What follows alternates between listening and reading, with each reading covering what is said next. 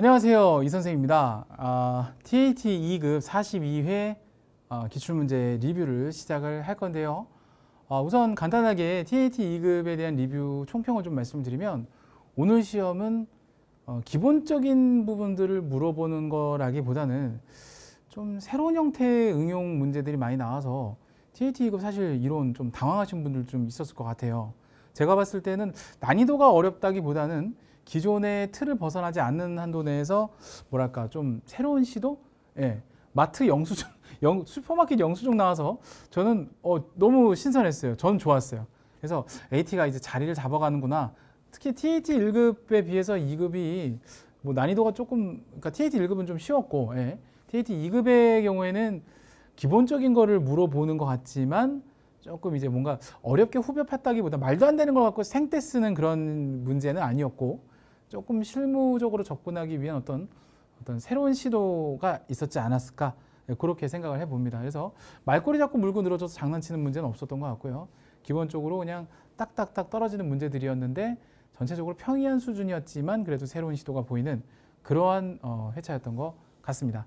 자, 그럼 저랑 함께 15문제 실무 이론 평가 리뷰를 진행해 보도록 하겠습니다.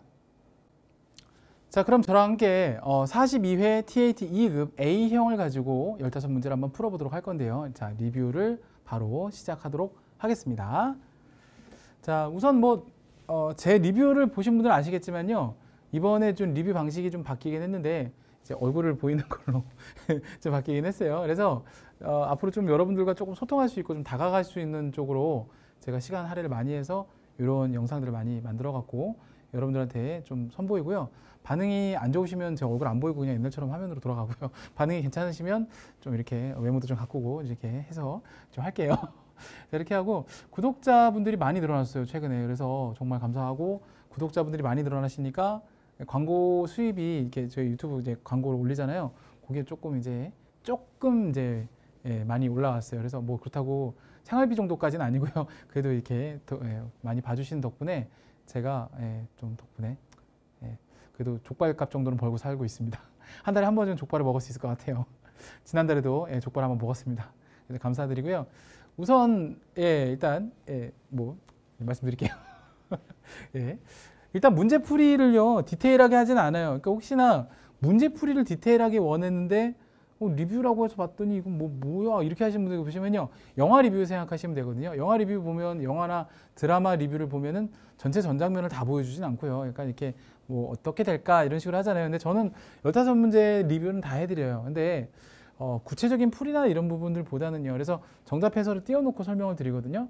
만약에 여러분들이 원하시는 어떤 그런 높은 퀄리티의 어떤 리뷰를 원하시면, 그러니까 기출문제 풀이를 원하시면 저 말고도 시중에 되게 많은 분들이 계세요. TAT 2급 치면 이렇게 풀어주신 분들 계시니까 그런 분들 쪽으로 찾아가시면 되겠고요. 혹시나 그런 디테일한 풀이를 원하셨는데 하시는 거면 죄송합니다. 일단 그런 분들은 다른 유튜버님이 올리시는 영상이나 또 해커스 에듀윌에서 또 무상으로 많이 해주는 게 있어요. 그래서 그쪽을 가시면 좋을 것 같고요. 이패스 코리아에서도 하고 와우패스에서도 해요. 그래서 그쪽을 가보시는 게 더 좋고요. 저는 그냥 제 소신대로 리뷰를 할게요. 알겠죠? 그러면 그런 분들에게는 죄송하고 저는 제 갈 길을 가겠습니다. 자, 보시면 1번은 정말 쉽게 나왔죠? 좀 빨리 보여드리면요. 1번의 기업을 소유주하는 독립적으로 존재하는 회계단위로 간주하고 이 회계단위의 관점에서 그 경제활동에 대한 재무적 정보를 측정 보고하는 거. 1번 기업 실체의 과정에 대한 설명이죠. 1번. 2번 기업 실체는 그 목적과 의무를 이행하기에 충분할 정도로 장기간 존속한다고 가정하는 것. 계속 기업의 가정. 그리고 3번 기업 실체의 존속 기간을 일정한 기간 단위로 분할하여 각 기간별로 재무 제표를 작성하는 것. 이거는 기간별 보고의 가정이 되겠어요. 그러면 답은 3번이죠. 발생 기준의 가정은 없어요. 이게 회계 공준 또는 재무제표의 기본 가정 또는 회계의 기본 가정이라고 하는데 여기에는 발생 기준 또는 발생주의의 가정은 포함하지 않습니다. 또 종종 화폐 평가의 가정만 이 땅에 나오는데 걔도 이제 아니에요. 정답은 3번. 자, 다음 문제 넘어갈게요.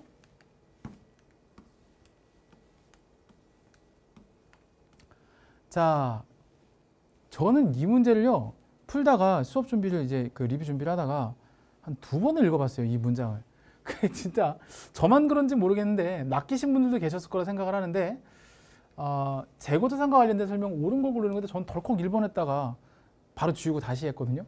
근데 잘 보시면 취득원가가 재고자산의 시가보다 낮은 경우 우리가 보통 이 앞에를 잘 안 보고 요것만 보잖아요. 그러면 이거 왠지 맞는 문장 같거든요. 근데 제가 숫자를 넣어봤어요.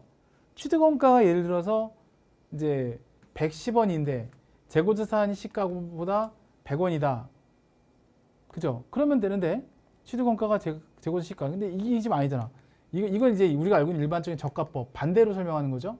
근데 그게 아니라 지금 설명은 낮다고 하면 시가가 예를 들어 110원이고 100원이다 라고 하면 가격이 오른 거예요. 지금 이게 가격이 떨어진 게 아니라 오른 거예요. 저가법을 적용할 수가 없죠. 반대로 그러니까 이게 올바른 문장이 되면 밑에 나와 있는데 재고자산의 시가가 얘가 그죠? 적어야 돼요. 이렇게 이게 저가법이거든요. 그래서 이거는 틀렸어요. 순간 낚였어요. 저는. 두 번째, 상품을 저가법으로 평가하는 경우 상품과 이제 일단은 상품하고 제품, 제공품이 다 이렇거든요. 순실형 가능 가치를 말하는데요. 시가는 원재료만 현행대체 원가를 시가로 합니다. 네, 맞습니다. 이게 정답이에요. 정답은 2번이 되겠고요. 3번, 재고자산의 시가가 장부금액 이하로 하락하여 발생한 평가 손실은 재고자산의 차감 계정을 표시하는 게 아니고요. 이게 차감 계정을 표시하는 부분은 재고자산 평가 손실 충당금을 얘기하는 거고 매출원가에 가산을 합니다. 실제로 차변의 재고자산 평가 손실, 대변의 재고자산 평가 손실 충당금을 계산을 하면요. 거기에 재고자산 차감 계정을 표시하는 거는 평가 손실 충당금, 얘는 재고자산 평가 손실이라는 계정 과목 그렇게 처리가 돼서 가산을 하는 게 맞죠. 차감은 아니고. 이건 틀렸고. 4번, 재고자산의 장부 수량과 실제 수량의 차이에서 발생되는 감모 손실의 경우, 자 끊어볼게요. 정상 감모 손실은 영업의 비용이 처리하고 비정상 감모 손실은 매출원가. 아니 서로 바뀌었죠. 예. 정상 감모 손실은 매출원가, 비정상 감모 손실은 영업의 비용으로 처리되기 때문에 둘이 위치가 서로 바뀌었습니다. 정답은 4번 또 틀렸으니까 2번이 정답이죠. 정답은 2번이 되겠고. 자 다음 넘어갈게요. 문제 3번.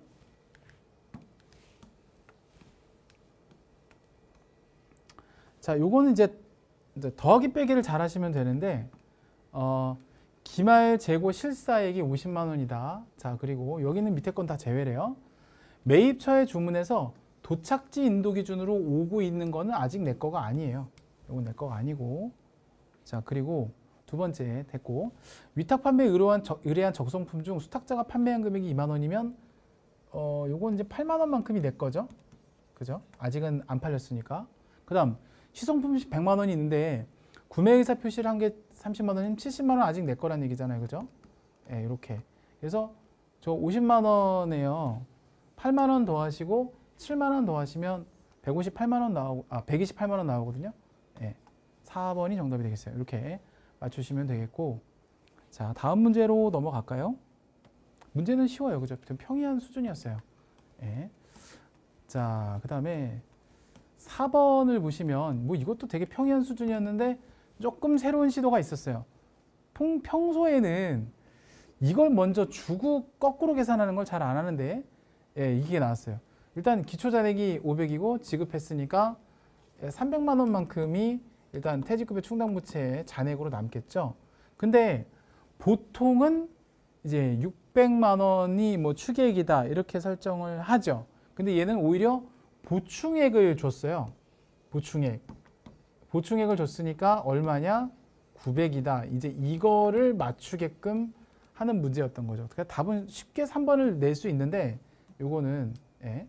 근데 이제 조금 요거에 대해서 예. 그러니까 해석을 달리 하시면 오해를 하시게 되면 틀릴 수도 있는 그런 내용이 되겠어요. 요거는 조금 조심하셔야 될 부분이 있어요. 그래서 요거는 이제 문장을 잘 보시고 문제를 좀 차분하게 푸셔야 된다. 저는 이제 요걸 보고서 학생들이 조금 혼란스러워할 수도 있겠다 그 생각을 했었어요. 예, 물론 아닌 분들도 계시겠지만 예, 답은 뭐 쉽게 3번 바로 체크하실 수 있겠습니다. 자, 5번 넘어갈게요. 저는 4번하고 5번은요 진짜 FAT 1급 수준인가 싶을 정도로 문제가 쉬워서 조금 그랬어요. 이거 뭐지? 막 그랬는데 예. 자, 보시면 주식 발행 자본 잉여금을 물어봤으니까 주감자죠. 뭐 주, 그다음에 감자 차익, 감, 자, 가라마 이렇게 답이 1번인데 그다음에 얘는 두 가지 나와 다는 자본 조정이고요. 뭐뭐 준비금, 적립금자 들어가는 건 모두 이익잉여금이죠. 예, 그래서 답은 1번이 되겠습니다. 상당히 쉽게 나와 있어요. 그죠? 예. 자, 6번으로 넘어갈게요.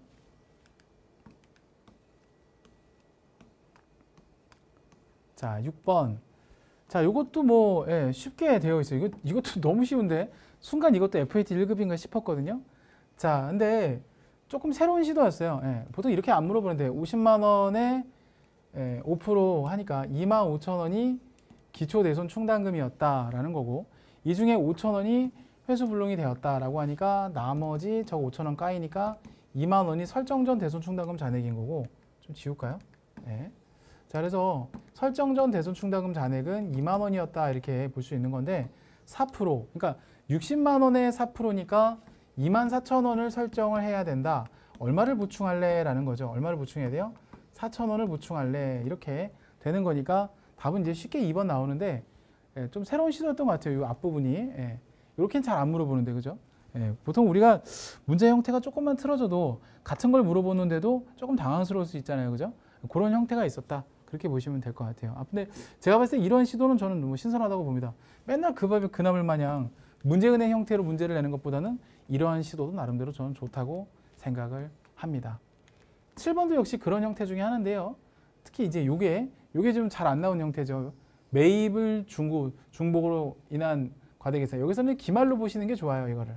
그러면 수정전 당기순이익이 100만 원인데 이게 잘못됐으면 수정을 하려면 어떻게 되냐. 요거는 이제 빼셔야 돼요. 중복 입력됐으니까. 그렇죠? 그 다음에 담당자 실수로 인한 감가상각비 과대계상은 빼주면 이제 더하기 표시가 되죠. 비용을 차감하는 거니까. 그 다음에 당기순이익을 물어봤으니까 여기까지는 다 계산해야 돼요. 그래서 미지급 비용 회계 처리 누락했다는 얘기는 추가로 빼주시면 되겠고 이렇게 빼주시면 되겠습니다. 자, 그럼 결과적으로는 70만 원을 빼주고 30만 원을 더해주게 되는 거죠. 그러면 60만 원 1번이 정답이 되겠어요. 자, 그렇습니다. 자, 확인해 보시고요. 자, 다음으로 넘어가겠습니다. 자, 8번 갈게요. 지금까지 뭐 순조롭습니다.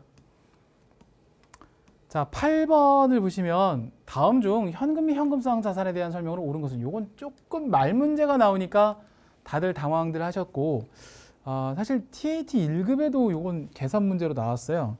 그래서 조금 여러분들이 난해하지 않았을까 싶긴 해요. 요건. 자, 1번 보시면 9월 1일 취득 당시로부터 만기가 이제 3개월 이내인 어쩌고 저쩌고를 놓고 우리는 뭘로 보냐면 현금성 자산으로 보통 볼 수 있겠죠. 자, 그런데 결산 현재 만기가 2달 남았으므로 현금성 자산에 해당된다? 아니죠. 취득 당시로 따지는 거지 결산 기준으로 따지는 게 아닙니다. 그러다 보니까 결산 기준으로 따지시면 안 되겠고요. 취득 당시로부터 만기가 3개월 이내인 어쩌고 저쩌고가 돼야 되기 때문에 이것은 일단은 틀렸다. 일단 1번은 틀렸고요. 두 번째, A은행 당자예금 잔액이 3,000원이고 B은행 당자예금 잔액이 마이너스 2,000원이면 그 이번의 차이는 참 동시다발적으로 이게 계속 나오는데 되게 웃겨요. 이거는 서로 상계하지 않습니다. 그래서 얘는 예금이 맞고요. 마이너스 같은 경우에는 이거 당좌 차월이잖아요. 그죠? 당좌 차월은 단기 차입금으로 처리를 하는 부분이기 때문에 현금성 자산에서 빼지도 않고 뭔가 더 하지도 않아요. 그냥 이거는 그냥 없는 겁니다. 없는 걸로 보셔야 되니까 기록을 하실 때는 3,000원으로 기록을 하는 게 맞죠. 역시 2번도 틀린 내용이고요. 3번, 은행이 발행한 자계수표는 현금이죠. 아니, 뭔 소리야 이건. 그죠? 현금이죠. 4번이 정답인데 4번 한번 읽어볼까요? 근데 또 표현을 또 이렇게 해놨어요. 거의 없어야 한다. 사실 거의 없어야 된다는 말보다는 대부분의 교재를 보시면 이렇게 나오죠. 이자율 변동에 따른 가치 변동의 위험이 경미한 경우로서 라고 나와요. 여러분 가지고 계신 교재를 보시면 거의 없다는 표현 안 하고 경미한 경우로서 라고 하니까 왠지 2, 4번 중에 고르신 분들이 많았던 것 같아요. 제 기억으로는. 또 왠지 3번도 맞는 말 같고 4번이 정답이 되겠습니다. 잘 안 나오던 표현들을 좀 썼어요. 그러다 보니까 조금 생소하게 느껴지지 않았을까 이렇게 생각이 됩니다. 자, 좋아요. 어렵지는 않은데 어렵진 않은데 조금 한두 번 좀 생각을 좀 하게 하는 그런 형태의 문제가 되지 않았을까. 자, 이제 9번부터 15번까지는 이제 부가가치세와 소득세 문제로 이제 이어집니다. 자, 같이 보시면 9번. 다음 중 부가가치세법상 과세 대상 재화의 공급에 해당하는 것은 했어요. 매입세 공제를 모두 받았다. 일단 간주 공급에 대한 내용을 지금 얘기하고 있는 것 같아요. 1번. 사업자가 자기의 재화를 다른 사업장에서 원자재로 사용하기 위해 반출하는, 이거는 보통 이제 간주 공급의 예외가 될 수 있는 것들은 사후 무료 서비스나 그죠? 또는 뭐 수선비를 대체하거나 견본품을 제공하거나 또는 이런 경우가 있죠. 또 다른 부가가치 창출을 하기 위한 어떠한 타사업장으로서의 반출, 이런 것들을 인정을 해줍니다. 예, 근데 이런 것들은 그래서 뭐 바로 말씀드릴 본의 내용이고요. 사업자가 아이고 잠시만요. 순간 손에 힘을 잃었어요. 사업자가 재화를 고객에게 접대 목적, 이거죠. 예, 이게 그래서 재화의 공급에 해당하는 것은 이게 좀 표시를 잘못했네. 이렇게 표현해야지. 얘는 아니고 얘다. 예. 요거는 이제 사업상 증여, 간주 공급 중에 사업상 증여에 해당되는 내용이에요. 얘는 과세합니다. 시가로 과세하죠. 견본품 이거 과세 안 합니다. 사업자가 상품 진열을 목적으로 자기의 다음 사업장으로 재화를 반출하는 경우 이것도 역시 관계가 없습니다. 자, 그래서 9번 정답은 2번이 정답이 되겠습니다. 자, 10번으로 넘어갈게요. 10번은 정말 저는 이런 문제 너무 좋아요. 이런 새로운 시도. 예전에 아마 조금 오래 이제 공부해 보신 분들은, 그러니까 사실 선생님 정도, 그러니까 학교 선생님이시거나 대학에서 강의를 하시는 교수님이시거나 하신 분들은 옛날에 전산세무 1급 기출문제의 의제매입 1급이었던 것 같아요. 의제매입세 공제 문제 중에 AT가 생기기 훨씬 전이었어요. 그때가 이마트 자영점 문제가 있어요. 지금도 이제 뭐 교재에 보면 이마트 자영점 해갖고 영수증 증빙이 나오면서 그 마트 영수증을 가지고 의제매입세 공제를 시키는 문제를 출제했었거든요. 그리고 마지막에 지금은 적요 8번을 안 걸지만 예전에는 이제 원재료 타개정 대체에 대해서 적요 8번을 거는 문제가 옛날에 있었어요. 그 문제를 보면서 저는 이런 문제가 정말 많아야 되는데, 제가 그때 회계사무실 세무법인에서 현직자로 일할 때였거든요. 근데 이제 그때 이제 야간에 투잡으로 막 강의를 뛸 때였어요. 그때 그 문제를 보면서 실무자들이 정말 좋아할 만한 문제는 이런 건데 맨날 외상매입금 받으러 온 당좌예금 이런 것보다는 차라리 그 문제가 더 나을 것 같은데 라고 생각을 했었거든요. 사실 뭐 여기 있는 문제들도 물론 우수한 문제들이고 좋은 문제들이긴 하지만 저는 개인적으로 10번 같은 문제가 좀 많이 나왔으면 좋겠어요. 너무 좋은 문제였어요. 저는 이건 보고 골라야 되거든요. 자, 그래서 빈칸에 들어갈 금액은 얼마인가 저랑 한번 볼게요. 제가 이런 문제 너무 좋아해서 실무자 출신이었던 저는 솔직히 이런 문제는 꼭 필요하다고 생각을 해요. 자, 같이 볼게요. 일단 제가 면세만 체크를 좀 할게요. 보통은 근데 면세 물품은요 별표시가 돼 있죠. 실제 마트 영수증을 보면 사과가 이거 일단은 면세고요. 그다음에 휴지 과세고요. 딸기 우유, 초콜릿, 사이다 다 과세죠. 산낙지는 면세죠. 맛있겠다 산낙지. 자, 그러면 이 두 개를 일단 더하신 금액을 면세로 적으시면 돼요. A에 해당되는 금액. 이 두 가지가 11,880원이에요. 그래서 11,880원 이렇게 적어주시면 되겠고, 자, 과세 물품은 파란색으로 적어볼게요. 요게 전부 공급 대가거든요. 공급 대가, 공급가에 부가세가 포함된 내용. 그러다 보니까 요걸 다 더한 금액이 얼마냐면 13,640원이에요. 13,640원. 그러면 이제 요 13,640원을요 여기에 이렇게 쪼개주시면 되거든요. 그래서 12,400원과 여기다 그냥 적을게요. 대놓고 1,240원이 돼요. 그래서 요걸 가지고 하시면 되는데 답은 여기 지금 안 보이시죠? 3번이 답입니다. 3번이 답이라서 3번이 11,880원, 12,400원, 1,240원 해서 3번이 정답이 되겠다. 여기 지금 화면에 안 보이시는데 그래서 3번을 잠깐 보여드릴까요? 3번을 보시면 여기 이렇게 3번이 정답이 되겠다. 밑에 보면 이렇게 공식이 나오긴 하는데요. 계산식이 나오죠. 이렇게 풀어보시면 되겠습니다.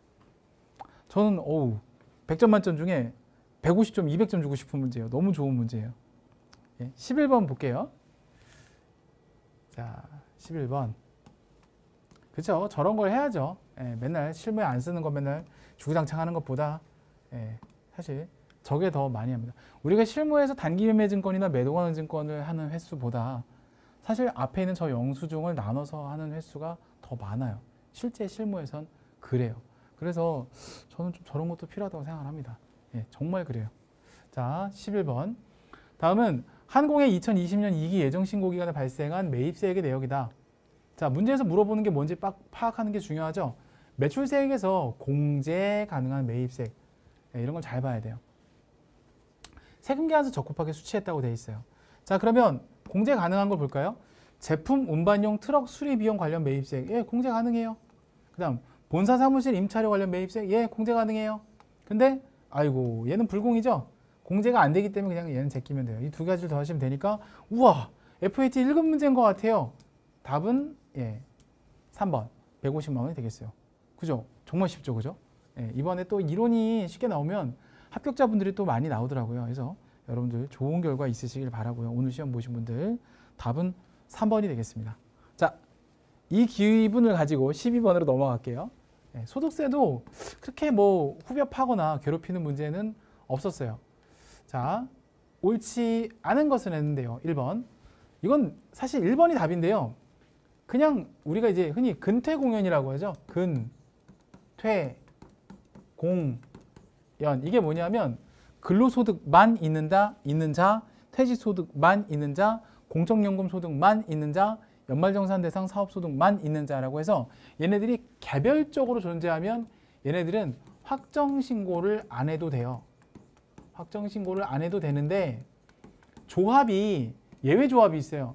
얘랑만 엮이는 조합. 그러니까 근로와 퇴직, 그 다음에 공적연금과 퇴직, 그 다음에 연말정산 대상 사업소득과 퇴직, 이렇게 얘 또는 얘 조합은 퇴직이 들어간 조합은 종합소득 확정신고를 안 해도 돼요. 왜냐하면 퇴직소득 자체가 분류과세이기 때문에. 근데 근로랑 공적연금 소득 지금처럼 근로랑 연말정산 대상 사업소득 이렇게 얘네끼리 하잖아요. 그러면 확정신고를 해야 돼요.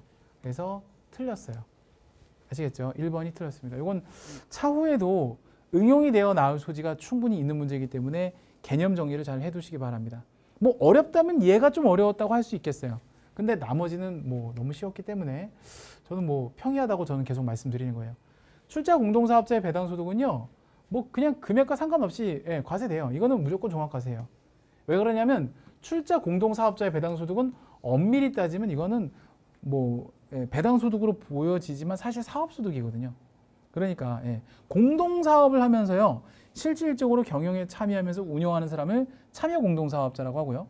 공동사업자면서 돈만 대주고 배당만 받아가는 사람을 그러니까 출자공동사업자를 해요. 그러다 보니까 이거는 그냥 뭐 무조건 종합과세가 맞죠.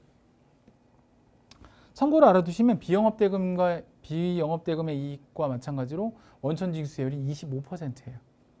참고하시고. 3번. 사적연금 소득의 합계액이 1,200만 원인 경우에는 그죠? 종합소득 과세 표준에 합산하지 않고 분리과세 선택할 수 있다. 기타 소득 금액도 그렇죠. 기타 소득 금액 300만 원 이하인 경우에는 이거와 마찬가지로 뭐 하나 합니까? 선택적 분리과세가 가능하죠. 3번도 맞는 설명. 4번. 기타 소득 중 골동품의 양도로 발생한 소득은 원천징수 과세가 종결된다. 골동품의 양도 같은 경우에는요, 필요경비 인정해 주는 게 있는데 맞습니다. 해줍니다. 맞아요. 정답은 1번이 되겠습니다. 자, 13번으로 넘어가겠습니다. 13번. 자, 이것도 좀 평이하게 나왔죠. 이런 걸로 소득에 대한 내용이 나왔는데요. 또 공교롭게도 이번에 실무 기출 문제가 또 이런 걸로 소득이 오랜만에 나왔어요. 이렇게 안 나오던 것들이 좀 오랜만에 나오는 게 요즘 트렌드인 것 같아요.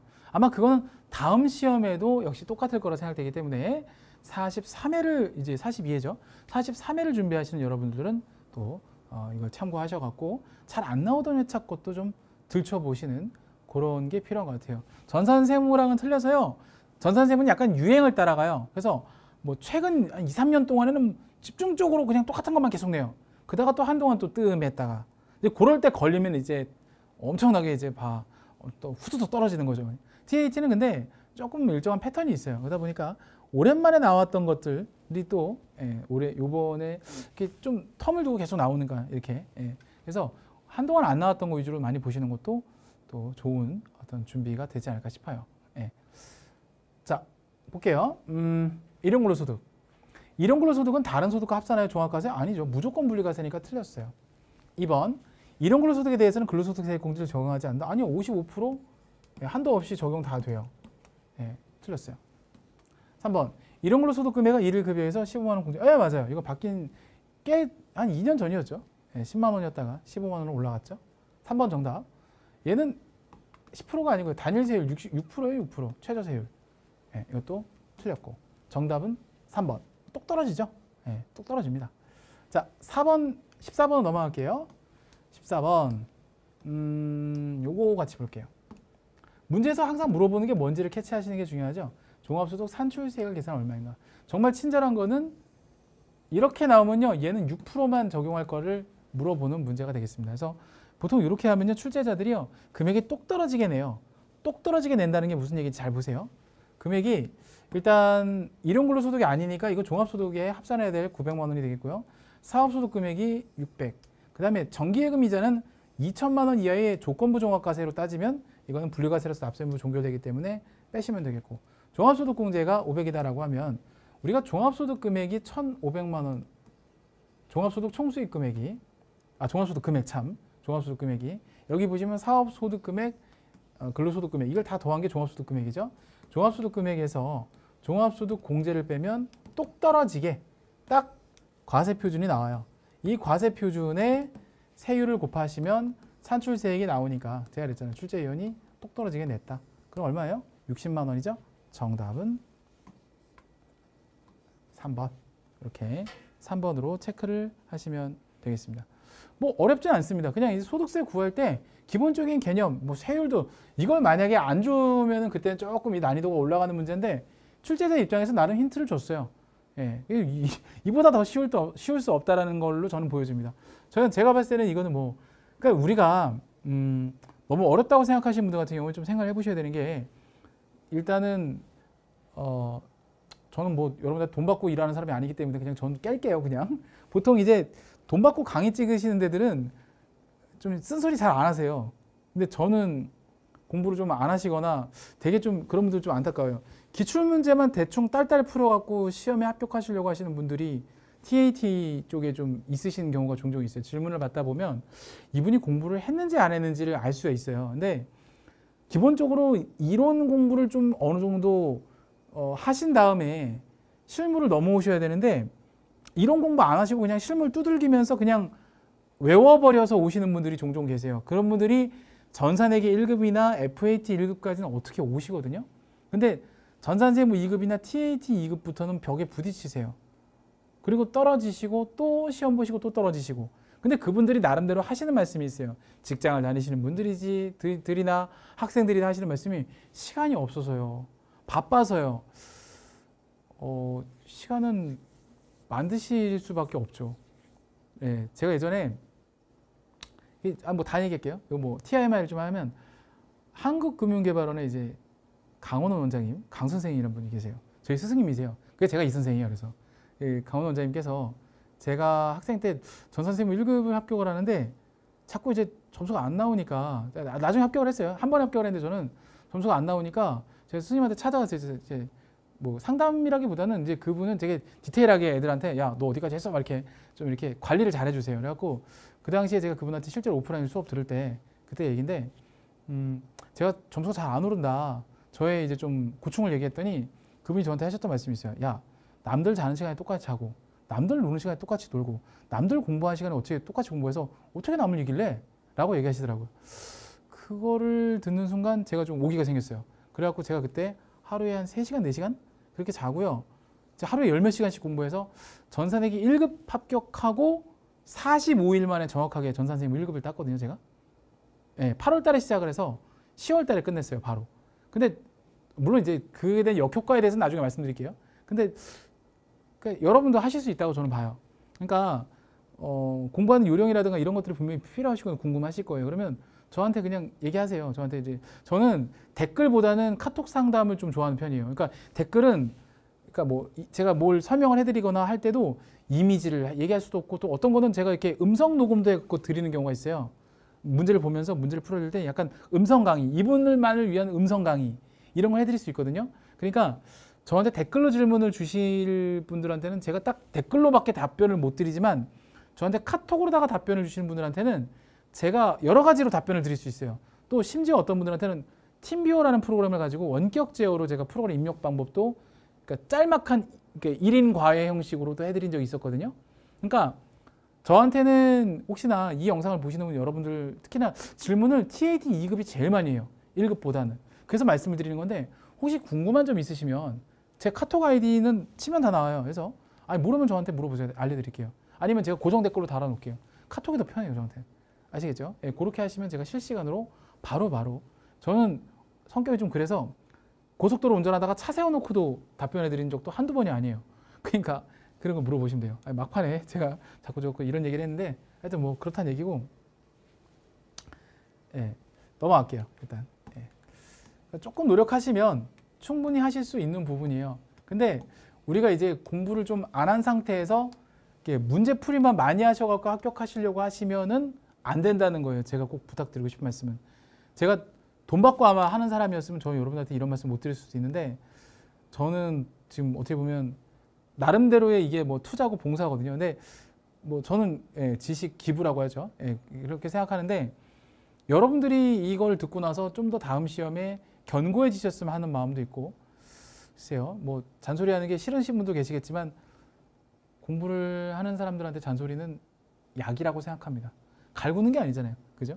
예, 그래서 이론 공부를 하신 다음에 전산을 접하시는 게 좋다. 이렇게 생각을 해요. 예, 그렇습니다. 그만할게요. 이제 15번 볼게요. 자, 연말정산에 대한 설명으로 옳은 것을 했어요. 예, 전체적인 걸 물어봤죠. 이것도 사실 실무를 여러분들이 공부를 하시려면 어쨌든 공제 여부를 판단하셔야 되기 때문에 이론이 전제가 되어야 되는 부분이라 사실 여기 있는 내용들 다 알고 계셔야 되는 내용들이죠. 그죠? 그래서 자, 한 문제 그냥 보너스를 맞추는 개념이라고 생각하시면 돼요. 사실은 사원 등록이나 연말정산 때 다 알고 있었던 내용이거든요. 실무에서. 자, 1번. 인적공제를 적용할 때 직계비속은 항상 생계를 같이 하는 부양가족을 봅니다. 예, 항상이라는 말이 조금 거슬리지만 직계비속 앤드 배우자까지는요. 여기 직계존속은 빠져요. 항상 생계를 같이 하는 걸로 봅니다. 물론 직계존속은 주거 형편상 별거하는 경우에도 예외로 보는 규정도 있어요. 근데 어쨌든 맞습니다. 1번은. 정답은 1번이 되겠고요. 부녀자 공제, 한부모 공제인데요. 부녀자 공제가 이제 50만 원이고요. 한부모 공제가 100만 원인데 중복해서 적용받을 수 없고요. 둘 중 큰 금액인 뭐만 가능하다? 한부모 공제만 적용합니다. 이중으로 적용받는 상황이 생기면 한부모 공제만 적용하기 때문에 틀린 문장이다. 3번. 근로소득에 대한 연말정산은 해당 과세기한의 다음 연도 1월분에 급여를 지급할 때가 아니고요. 2월분이에요. 2월분 틀렸고. 4번. 기본공제 대상자인 직계비속을 위해 지출한 대학원 등록금은 대학교까지는 되는데요. 대학원 등록금은 세액공제 적용 안 되죠. 대학원 등록금은 본인만 가능하죠. 예, 그래서 틀렸다. 예.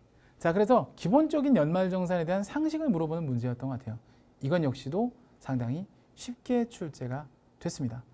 자, 이렇게 해서 여러분들 42회 TAT 2급에 관련된 A형 기준으로 15문제의 이론, 실무 이론 문제를 모두 해결해 봤고요.